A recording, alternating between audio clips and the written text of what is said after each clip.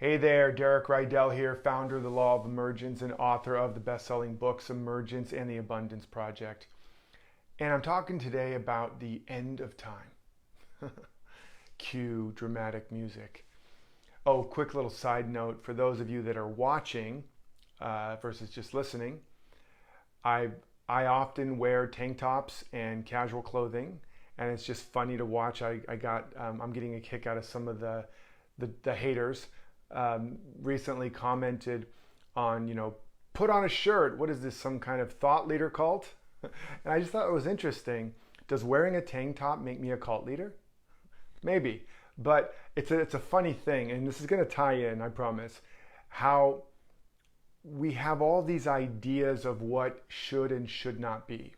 What is right, what is wrong, appropriate, inappropriate, etc. So somehow it's inappropriate or cultish to wear a tank top as a thought leader or an influencer or a transformational teacher, whatever label somebody may want to give me. It's perfectly okay to wear it if I was teaching you how to exercise, I guess, or surf, but not if I'm teaching you how to live your life or teaching you about universal principles. So I just find that very funny. If you're listening, you're like, what is he talking about?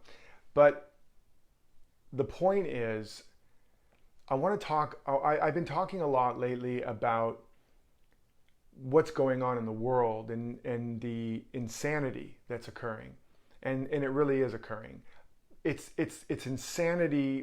The insanity has been here all along, but the deeper roots of it are coming to the surface. And we are in an apocalypse, meaning what has been hidden is being revealed.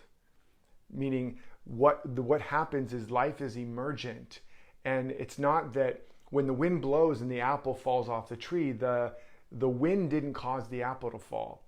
The wind actually created the condition where the pull of gravity could become manifest. It was always pulling, and when the wind blew, it created just the right condition for that principle of gravity to become manifest as the apple falling to the ground. You follow me? So conditions are created that allow for that which is implicit, that which is enfolded to unfold or to emerge. And just as the riots and looting and protesting that occurred after George Floyd, that wasn't caused by George Floyd. That created a condition, as well as the pandemic and the quarantine and all of that, that brought to the surface a lot of pain and anger and sadness and conflict and trauma that was already there. And so what's happening in the world right now, the insanity we're seeing, the conflict, the conspiracy theories, the fighting amongst each other, even amongst family, the unfriending if you don't agree with me, and all of this. One of the things I want you to understand, and I've been trying to help you understand, is that isn't being caused by a pandemic. It's not being caused by Donald Trump. It's not being caused by the right or the left. It's all symptomatic. It's all being brought to the surface through an evolutionary process. Evolution is not a process that makes something out of nothing. Evolution is a process that produces the next condition for that which was inherent or implicit or enfolded to unfold, to emerge. Okay? It's not that there's nothing and then somehow a big bang occurs out of absolute nothing and then produces everything. It's scientifically and logically impossible. And just like in every seed, there is a pattern, and when the conditions are right, that potential emerges. There's a seed of the universe. There's a seed in everyone and in everything. And what we call history and what we call evolution is the attempt for life to produce conditions that continue to reveal the next iteration of potential. And so what's occurring? And by the way, I'm not condoning anybody's behavior, left, right, center, or any of that. I'm just trying to help you understand how things actually occur. That it looks like things are happening to us. It looks like things are happening to each other. But what's really happening is conditions are being created that allow for that which was inherent or implicit or enfolded to emerge. Everywhere in nature, this is how it occurs. Okay?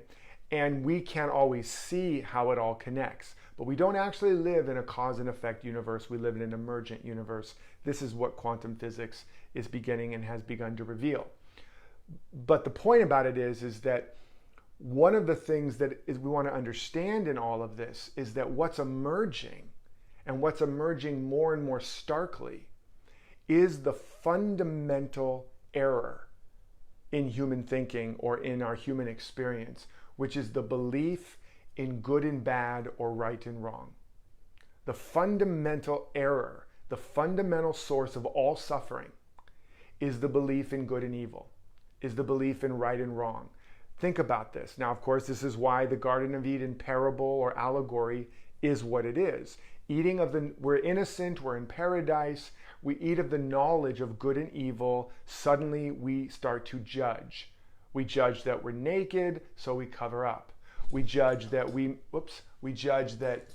may know better than life or God or whatever, and we begin to take things into our own hands, and we fall from paradise. We go into a dream state or a hypnotic state or a sense of being separate from life, and now we have the belief that there's good and bad. What naturally occurs from there? We begin to judge things, good and bad, and then we begin to produce a selfhood that has craving and aversion. This is what Buddha taught. All the great masters taught the same fundamental thing, right? So we then basically go, okay, I want more of the good and I want to get rid of the bad. Now, I'm not going to go through the whole depths of how this emerges historically. It only had to start with the slightest little perception of separation, the slightest little production of pain versus pleasure or pleasure versus pain. And right there, it was so imperceptible, but began the story weaving of good and evil, of good and bad. Now, there's also a positive to this, in that the journey is a journey of embodying consciousness in form. And in order to bring consciousness, infinite potential into form, we have to learn how to play in the clay and how to stay conscious. And we lost consciousness over and over again, and eventually created the belief in good and evil.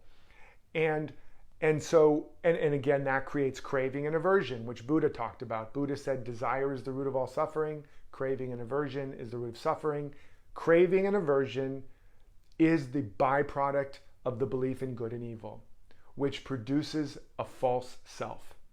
It produces a self that believes it is separate from life, and now it is on a treadmill of never-ending striving and struggling after more of the good and getting rid of the bad. If I can just get enough good or get rid of enough bad, I'll be safe, I'll be enough, I'll have enough, and all will be well.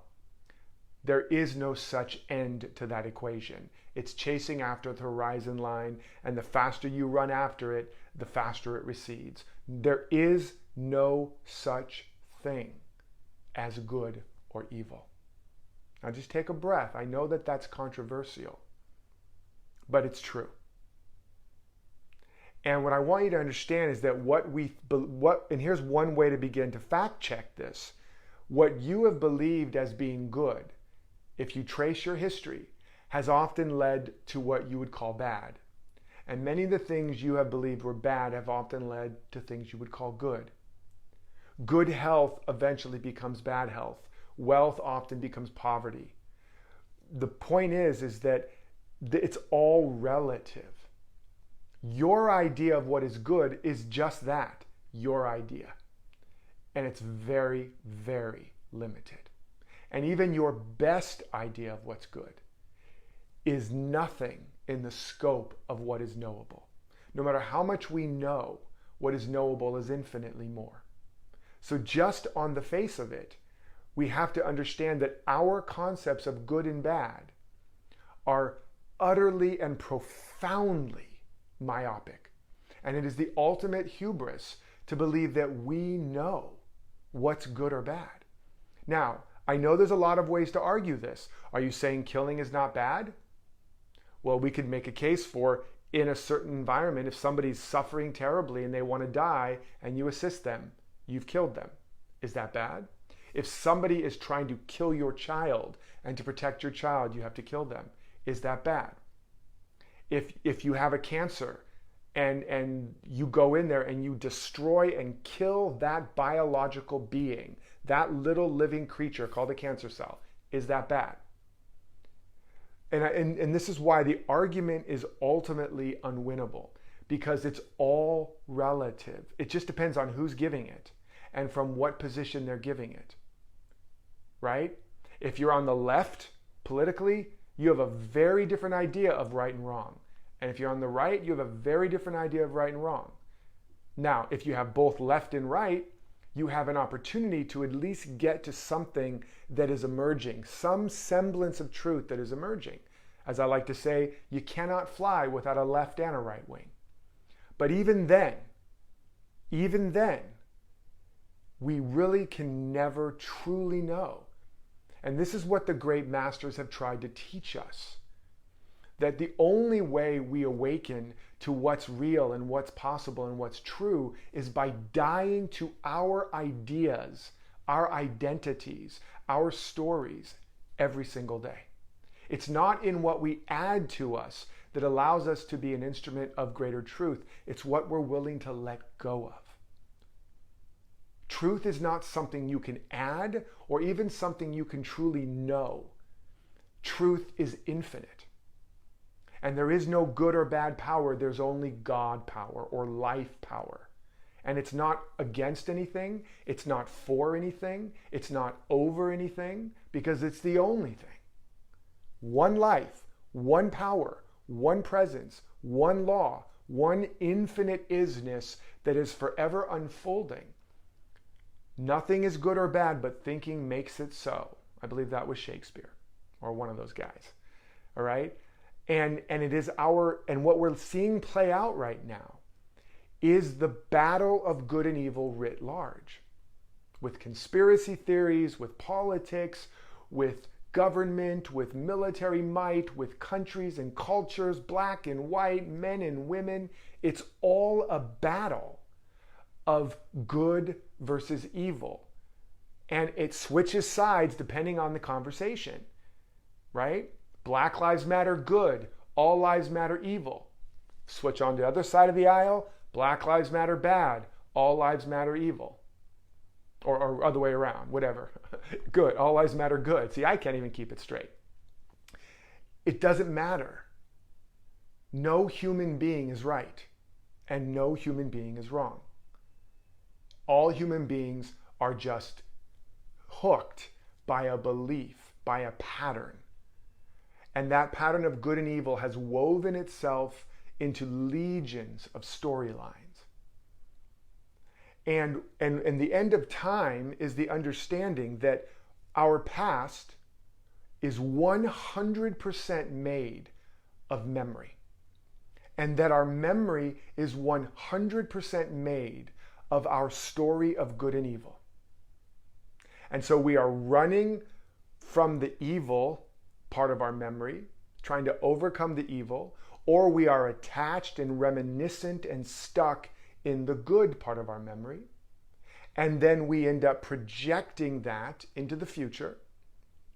And the future is 100% a fantasy, made up of 100% the belief in good and evil. We fear the future for the parts of it we deem bad or evil, and we yearn for and struggle and strive after the parts we deem good. It's 100% fantasy. The present moment, therefore, is memory plus fantasy. Our past, what we call past story of good and evil, and future story of good and evil, woven into a present drama of the battle of good and evil. And it's largely imagination. And then that imaginative storyline, that simulation of the mind, produces a condition, a circumstance, an experience that is includes our projection of the personification of our own psyche. In other words, we project and produce people, places, conditions that match our drama of good and evil. And then what do? We battle them. We strive after the good. We try to attach and identify with the good. We fight against the bad.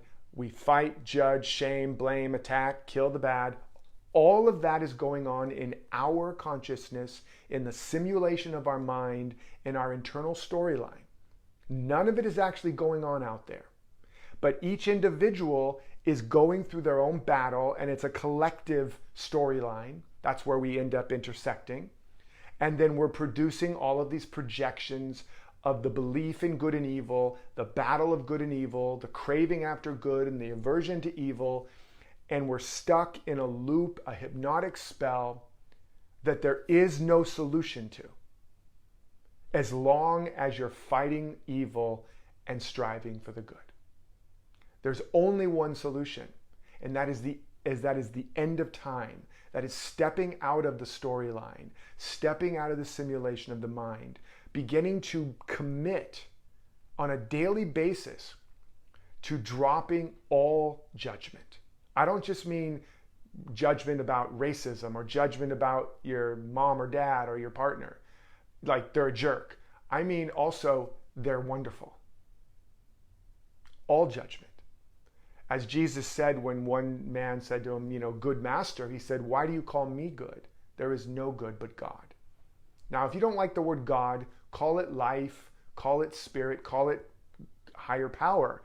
But the point is, there is no such thing as a good person, and there is no such thing as a bad person. There is no such thing as a good or bad condition. There's only one life, one power. Its nature is eternal, spiritual, or harmonious. It's an infinite harmonious beingness that is unfolding a great idea or ideal, a seed pattern. And it's not good or bad. It's just real. In other words, 2 + 2 = 4. Is that good? Right? No, it's true. 2 + 2 = 5. Is that evil? Well, if you believe it, it will produce negative byproducts. You'll keep giving away 5 and only getting 4 back until you're broke. But is it evil or bad? No, it's just not true. You follow? Do, re, mi, fa, sol, la, ti, do, the notes of the scale of music. Is that good? No, it's just true. Mathematics, is that good? No, it's true. If you do the equation wrong, if you play the notes that are not in harmonious connection, is that evil? No. If you, the laws of electroconductivity, if you wire your wires according to electroconductivity, is that good? No, it's just true. It's principle. If you wire them wrong and you electrocute yourself and die, is that because you have bad karma? Is that evil? No. You wired them in opposition of principle, of truth, of isness. And that's why I like to talk about evil is just lived backwards. The devil is just lived backwards. The devil is the conglomeration of all the beliefs of good and evil and the fighting after it that has produced what feels like an entity and a force, but it's just a force of collective thinking. And we've been hooked by it. And that's why the masters came along and said, be still. Stop. Stop resisting. Resist not evil. Love your enemy. The enemy is in your own household, meaning in your own consciousness. Buddha said, seek equanimity. Be still. Do not react to thoughts. They're all trying to get us to wake up from the dream of good and evil.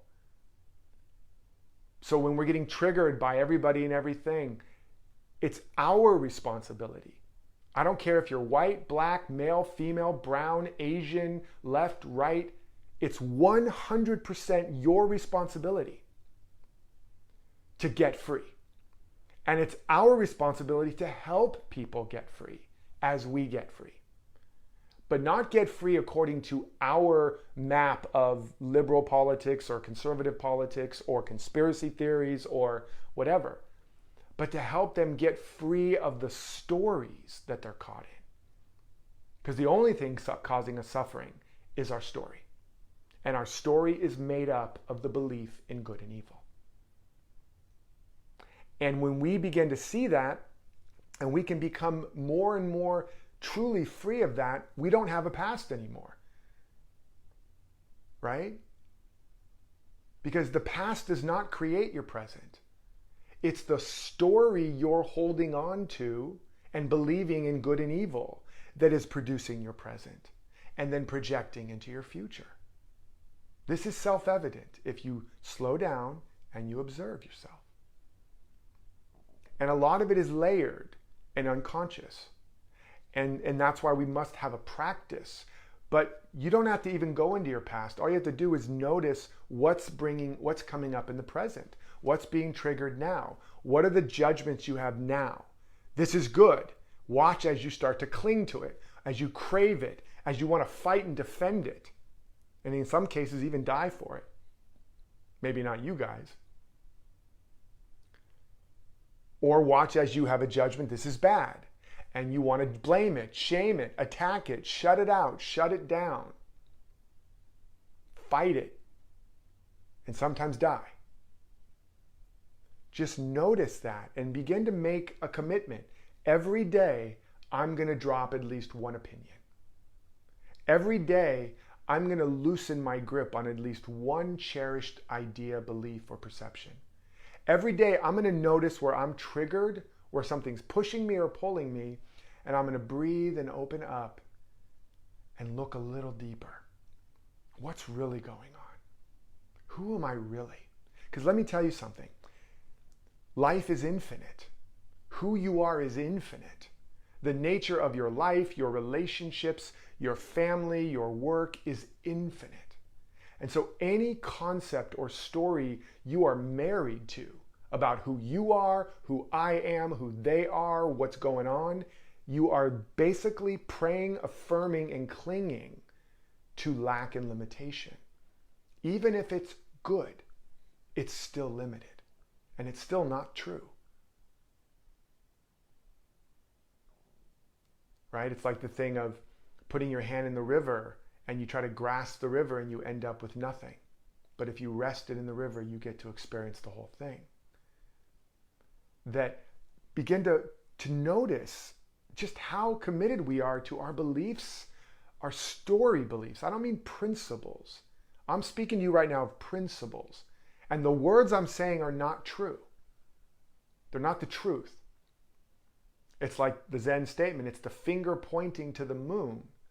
I can't speak the truth, but I can begin to paint a picture and create a condition and a space where you may begin to glimpse it. Because the truth is infinite. It's not in the words of the Bible, but in reading and praying and contemplating any of the Bibles of the world, you may begin to open up to the truth. It's not in the liberal political, it's not in Black Lives Matter, it's not in the Me Too movement, it's not in Donald Trump, it's not in QAnon. None of that's the truth. None of it. It's not in the media. The truth is not being broadcast anywhere except in you. And the truth cannot be found anywhere except in you. And anybody that tells you specifically and exactly this is the truth, and they don't tell you, but not this, not the words I'm saying, that they're actually trying to get you to look at the moon and they're recognizing that all they can do is point, then you want to run from them as fast as possible. And right now we are in an apocalypse where this is being shaken up in a big way. And you have an opportunity when you lose control, when you are highly triggered. The ego and collective ego is going crazy In this craziness, there's a fragility to the ego. There's an opportunity to begin to let things break down, fall apart, and open up again. I recently went through a terrible tragedy, quote unquote, of losing my son, my 24-year-old son who just would have turned 25, the light of my life, the love of my life, still. And I think it should go without saying, it was one of the most tragic, difficult, painful, excruciating experiences of my life. I didn't know if I was going to make it. And I didn't know if I wanted to. But I did the work and continue to do the work. And it continues to be painful. But what it's also allowing me to see is which has been my deepest prayer work, which is to know the truth that makes me free, to have real awareness of reality, not the forms of reality, of life itself, not the forms of life, is that my relationship with my son, the true nature of my life, his life, and the relationship is so much bigger, so much more than that human form. That doesn't make the human form invalid or not beautiful. It doesn't mean that that part of me that's human doesn't miss it terribly. But it's also begun to crack me open to become available to God's idea of life, to life's idea of itself. Again, if you don't like the word God, to the love affair of life with itself as Father-Son, which is so much bigger, so much deeper, so much richer than any human concept can ever imagine. And likewise, the idea of our body and what it really is, which is so much more than we can ever imagine. It's not a mere material thing. The idea of our work, the idea of our world. We are living in reality, in heaven, in paradise, but it's infinite. And our stories of good and evil, right and wrong, are taking this infinite majesty and glory of love and life and power and beauty and oneness and communion beyond our wildest imagination and shrinking it down to a tiny little myopic point of view of human beings. That's the cause of our suffering. So my invitation to you is, on a daily basis, begin to notice where you're clinging, where you're pushing, pulling, triggered, reacting, judging good or bad, and breathe and allow yourself to let go. As Byron Katie would say, who would you be without your story? What's really here if you had no ability to judge good or bad, if you had no story about anything? That's my invitation to you. That's the end of time. The real Armageddon, the real end of days, is the end of our being imprisoned by time, by the belief in good and evil, which produces the storyline, which produces time. That the real end of the world is the end of that structure, and the end of it in degrees. It's not going to all happen at once. And it's not even about what's going on out there. It's about the end of it in you. It's about you stepping out of time. You stepping into now. Because you know what is now? All that is now is God. All that is now is love. I don't mean God is in the now. God is the now. Love is the now. Joy is the now. Health and wealth and wisdom is the now. Is now. Is the I in the midst of you. But we cannot get there through fighting, struggling, improving, fixing, pushing, pulling, judging. We can only get there by letting go of all of that. A little at a time. Just notice, breathe, and release. And comment here. Share with me.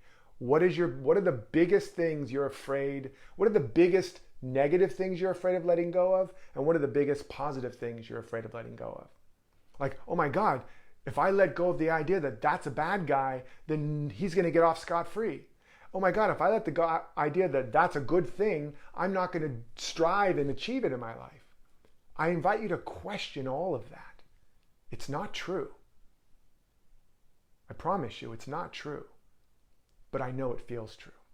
So I invite you to enter into this exploration. I'll be talking more about this to support you in this Armageddon, in this apocalypse, in this end of days, end of time that we're in, so you can be supported, you can be tapped into the inexhaustible energy and power and love and life and wisdom that is seeking to fill you and fuel you and fulfill itself as you, so that you are no longer trying to fix and change and save the world, but you are serving what's emerging in you and then in others and beyond. I hope this serves you. It's such an honor to connect with you. Share your comments, share this with people. And until next time, remember to live authentically. Oh, actually, go to the Thought Leader Academy too. The link is there. It's a free group, and I'm going to be doing additional trainings in there. Go to Thought Leader Academy on Facebook here and join for free. We're going to be doing lots of cool trainings and challenges and things to support you if you want to be a difference maker, a change maker, an influencer, a thought leader, a healer. If you want to discover your true life's work hidden in your life story and begin to make the difference that you desire and deserve, what you're here for, what you're made for. And until then, live authentically, love unconditionally, and follow your destiny. Take care.